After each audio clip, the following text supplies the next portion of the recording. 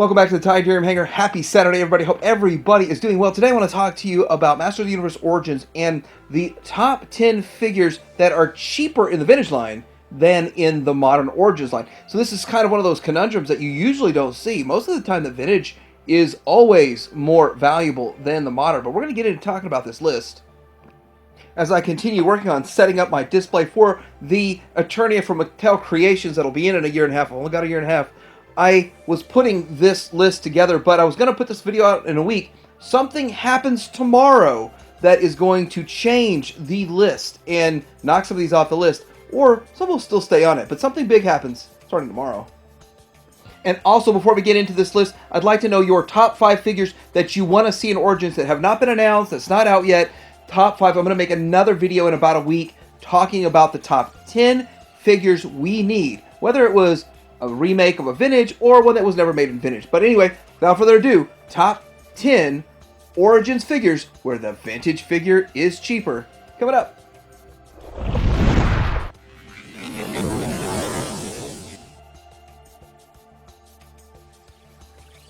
Okay, so obviously there are a few things you got to talk about when you make lists like this. Things change, markets change, Vintage market and Vintage supply comes and goes and changes.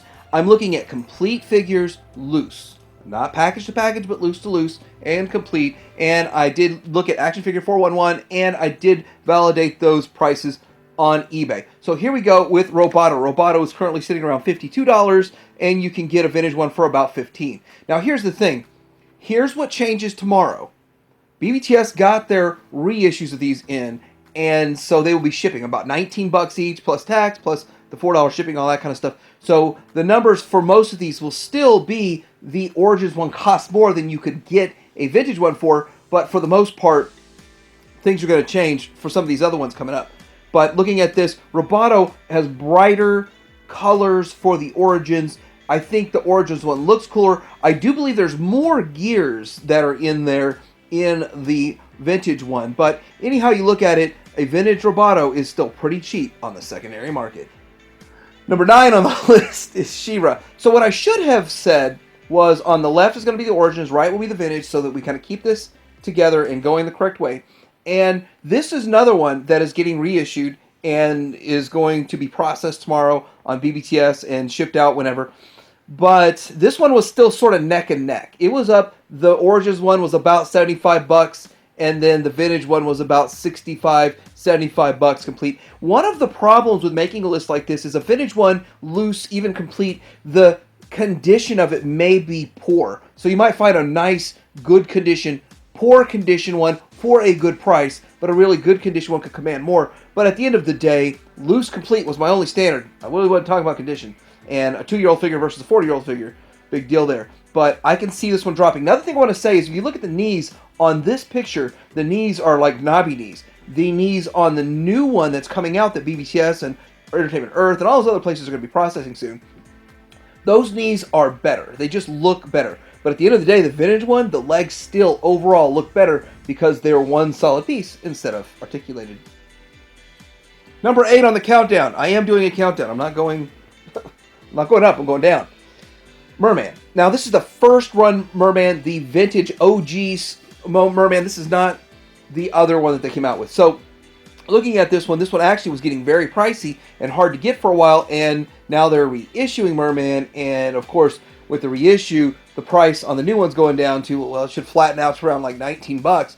But at the end of the day, you can get a Vintage Merman for about $20. Again, condition makes a difference, but you can get one for like $20 complete, versus for a while there, you were pushing $40 to get an Origins one. And why am I even talking about this? Well, if you want to populate an Eternia for as cheap as possible, and you have your choice of Vintage or Origins, make a choice. Now, number 7, Zodak, which is the last one that's going to be affected by these reissues for now. We don't know what's going to reissue tomorrow, or what they're going to announce as reissue tomorrow, but Zodak. So this guy was climbing up there. He was a $31 figure, and then the Vintage one you can get for $15, and I think you can get them for $10. You might even be able to get one for $8, the Vintage one. Vintage one's real cheap. I don't know why, but Zodak is just one of those characters nobody seems to care about. but he is kind of cool, and at the end of the day, it'd be nice to have him in your Eternia display, in my Eternia display at least. But the Origins one was hard to get. It was one of those waves that was elusive to most people, and so with that, the Origins price was climbing. Now it's going to fall back down. In fact, it may plummet because this character really is not one that is in high demand. But we do see he looks pretty good. So number 6 on the list is Manny Faces, pushing $33 versus a vintage one for about 15. Now I scored a vintage one for 5, so I mean, lucky me. And I already had Origins one. But I'm looking at each one like, which one would I rather put in the display? And here's where I look at Manny Faces. You can put them in both sides, in multiple different places.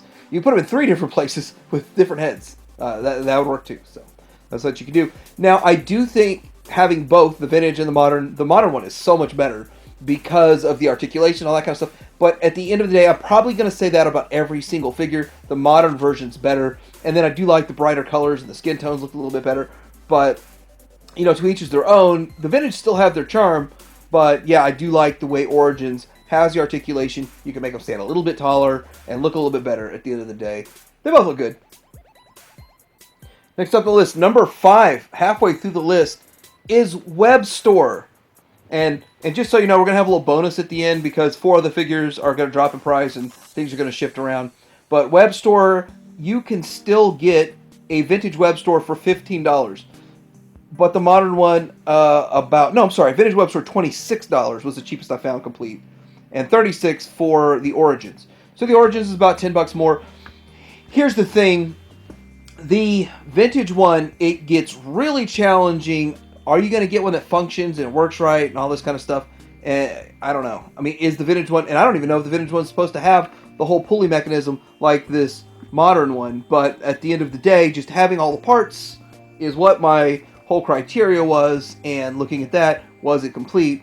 And the modern one, of course, I think it does look a little bit better and all that kind of stuff. The modern one has a lot of problems. I watched Retro Toyscapades go through 3 of them, and 2 of them broke. Finally got the 3rd one that would work properly, so that's pretty cool. And I don't know if the vintage one works the same way, but at the end of the day, it's a cool looking figure that you need to have in Eternia. Number 4 on the list is Orco, who's commanding about $36 on the secondary market, but the vintage one you can get for like 20 complete. Now here's the weird part about a complete vintage Orco, is all these little round discs with all the different character faces on it. And at the end of the day, I would just perfectly be happy if I just had an Orco with a hat. I mean, that's all I would need.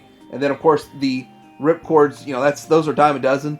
But if you look at the Origins one, it really did not copy the vintage one. They went a whole step further. It does look so much better. And it almost looks like the Origins rivals Classic in a way. Classics is much, much smaller. But looking at these, yeah, it's getting to be an expensive figure to try to track down an Origins Orco, so you might just want to sub in a vintage, or maybe even a Classics. So the next figure you might want to get a vintage version instead of tracking down an Origins is Stratos. Now, here's the problem with Stratos. The mini comic Stratos, and you're going to see this with a couple of figures going forward, is clogging up pegs. Nobody wants it because of the coloration of it. I think that it's cool looking. I'm glad I've got a mini comic Stratos. But if I'm displaying in my display, I want a traditional looking Stratos. And with that, the Origin Stratos is $39 on average and $25 for a vintage on average.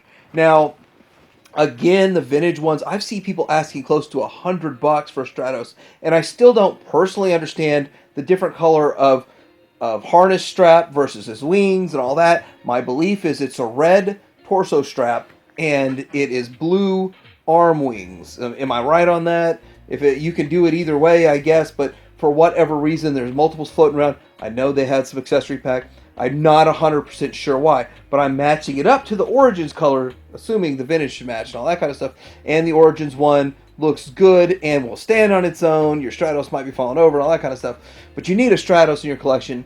And yeah, you might be able to get a good deal on the comic one for like $9. Next up, number 2 on the list is Trapjaw at $62, and you can get a vintage one for about $30. Now, a couple things. First of all, I did pick up a vintage one for $30, complete with his belt, and he was I think mine was missing like one piece, but this one's missing a belt and one of the attachments.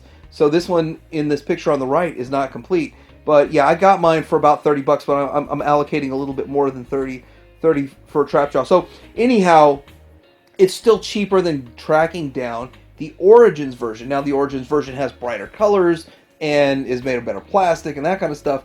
But the vintage one, it doesn't have an elbow.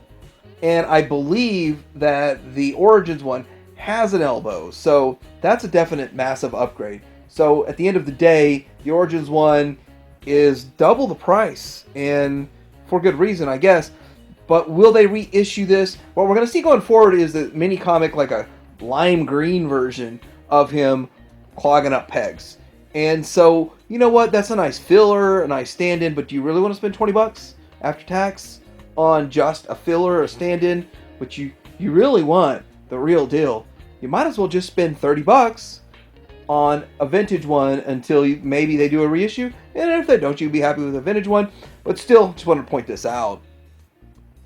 And the final number one on the list is Triclops, the granddaddy of the expensive price, which blows my mind. Because I've been kind of keeping up with these as I went.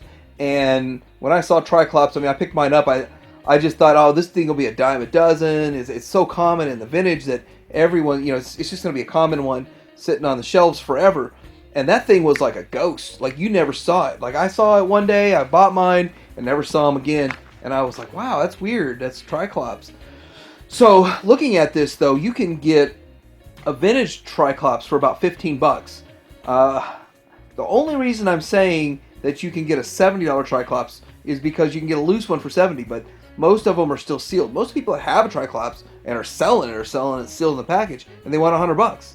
So I'm not comparing package to package. And so with this, it's still very easy and very cheap to get a vintage Triclops complete. And even if somebody wants 20, offer him 15, because he's worth 15. He's only worth 15.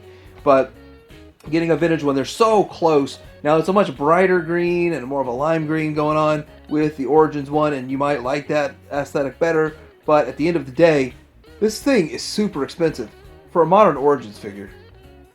Alright, now that the list is done, I'm going into overtime here.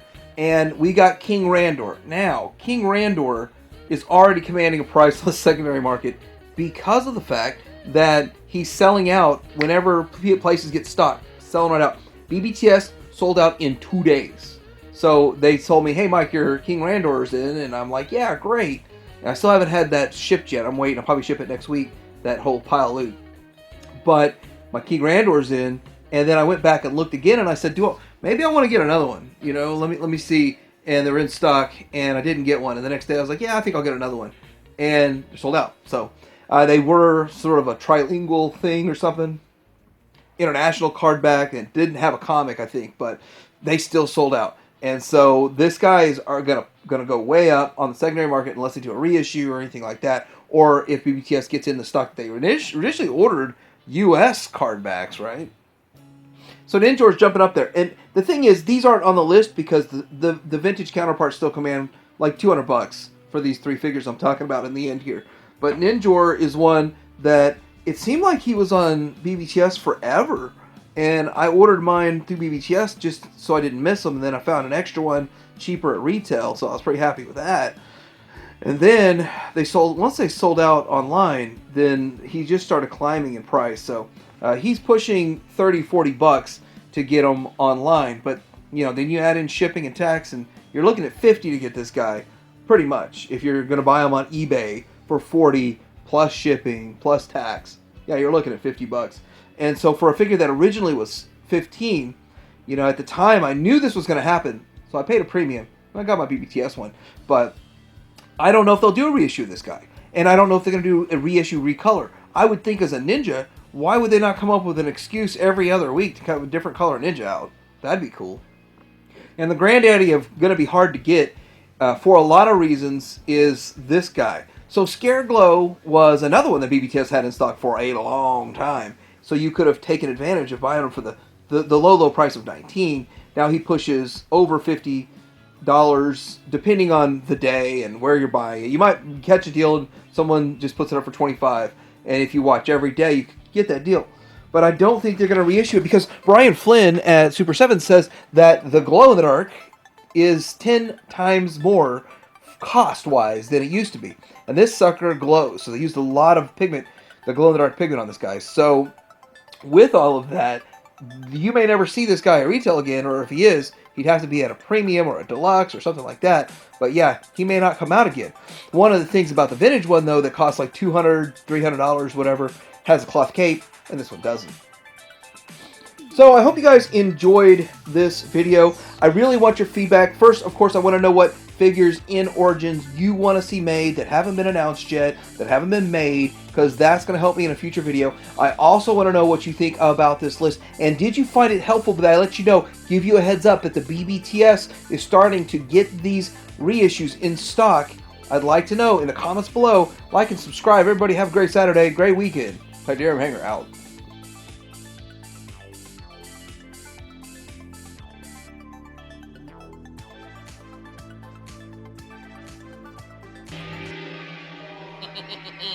There it is, Castle Grayskull. Attach the rope, beast man.